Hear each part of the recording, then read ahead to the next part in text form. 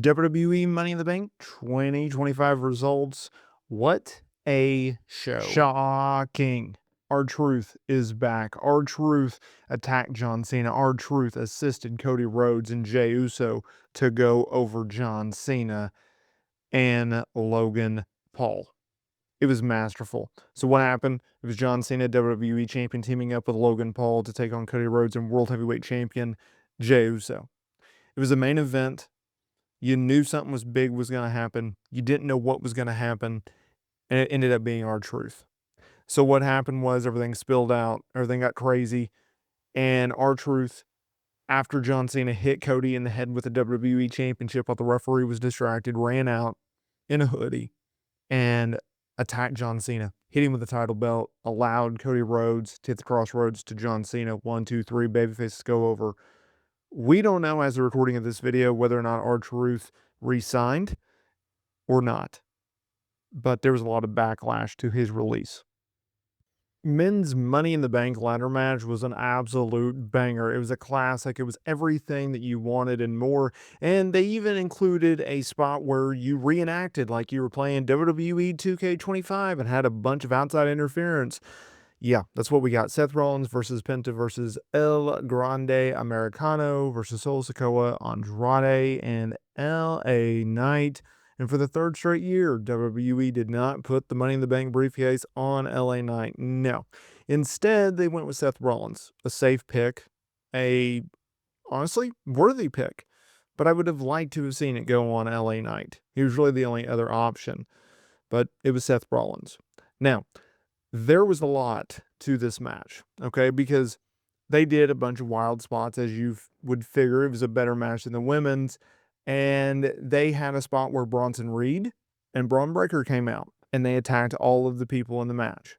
Once they were about to go after Solo Sikoa, it was Jacob Fatu and JC Mateo coming out, and they brawled, and it looked like Jacob Fatu was going to help Solo Sikoa go over, win the match.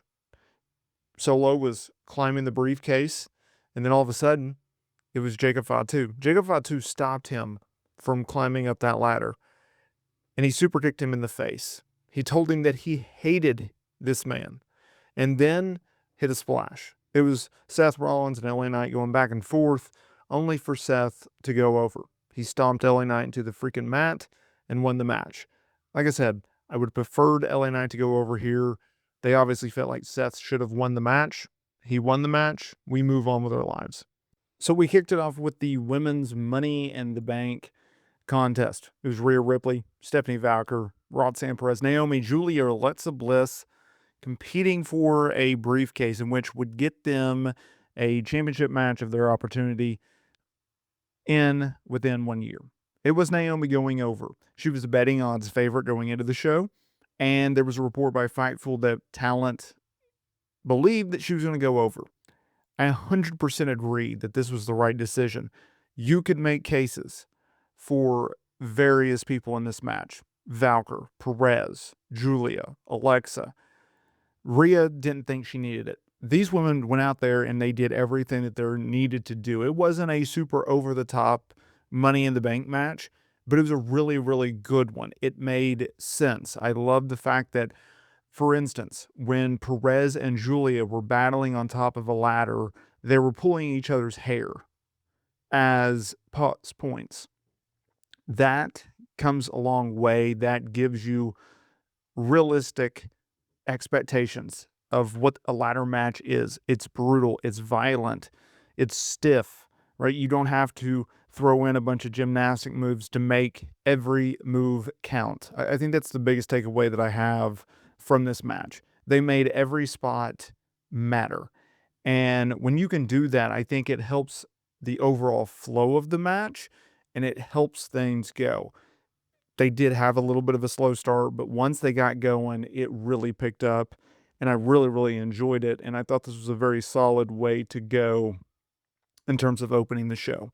You could make the case based off of the situation of where there's so much star power that they could easily headline this show.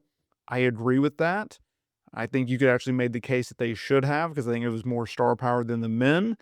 But that's just how, WWE goes, but a very solid match.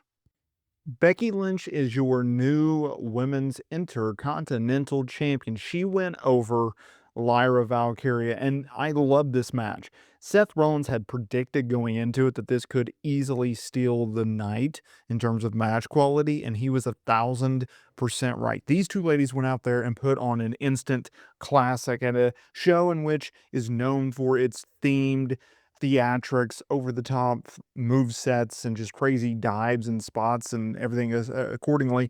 These two went out there and absolutely shined. They absolutely went out there and crushed it. And when we talk about putting on a pro wrestling clinic, that's what these women did. They went out there and put on a freaking clinic. You could not have asked for a better show. You could not have asked for a better performance out of Becky Lynch and Lyra Valkyria.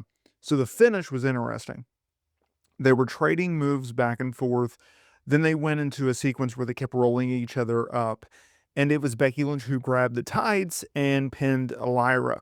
Now, according to the stipulation of this match, in which both agreed upon, it was Becky Lynch who had to have her hand raised by Lyra after the match. And that's exactly what happened. The only issue was, well, Becky Lynch is a heel, and she kept just pushing and pushing and pushing the envelope. And to the point where Lyra just got tired of it and laid her out after the match. And that's exactly what you need. You need a situation in which, yes, Becky Lynch, she cheated to win. Yes, Becky Lynch got the championship. And yes, Becky Lynch got the heat afterwards. But it was Lyra Valkyria, who is not a dumb babyface, who is not a pushover of a babyface. She literally got cheated out of the title. Everyone knows that she got cheated out of the title, but she's not going to lay down, and she's not going to take any crap from Becky Lynch. And she's going to honor her word. She's going to honor the stipulation. Yes, she agreed that she would raise the hand of Lyra after the match. And that's exactly what she did. And then after that, then she went after Becky and laid her out because she kept pushing the envelope. So masterful storytelling by Becky Lynch, masterful storytelling by Lyra Valkyria. I was really wondering if we were going to get a return of Bayley here, considering that we have Night of Champions, we have Evolution 2, we have all of these different events coming up, but they didn't do that. They did not have Bayley return. They just kept it short, simple, and to the point, and really stayed focused on Becky Lynch and Lyra Valkyria. So I'm curious to see how they go about it going forward. I'm curious to see, do we get a third match? Perhaps at Night of Champions? When do we get Bayley? When does she return? A lot of interesting question marks surrounding this situation, surrounding Bayley, surrounding Becky Lynch, and surrounding Lyra Valkyria in the Women's Intercontinental Championship. We also had Dominic Mysterio defending the IC title against Octagon Jr. So they set this up on Worlds Collide, a show that aired on YouTube, and Dominic was ringside, and he got into it with Octagon, and they set this up after Dom challenged him to a match. It was essentially a squash match, let's be real. And they decided to put this match on the card. Octagon had a few moments of offense. Liv Morgan distracted him. And Dominic Mysterio hit a frog splash for the 1, 2, the 3, and they called it a day. So we had this match. Didn't need to be on the show.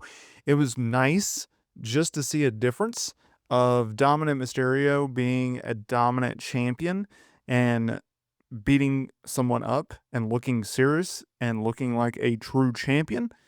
And now we move on. And now we see what is next for Dom and Liv Morgan.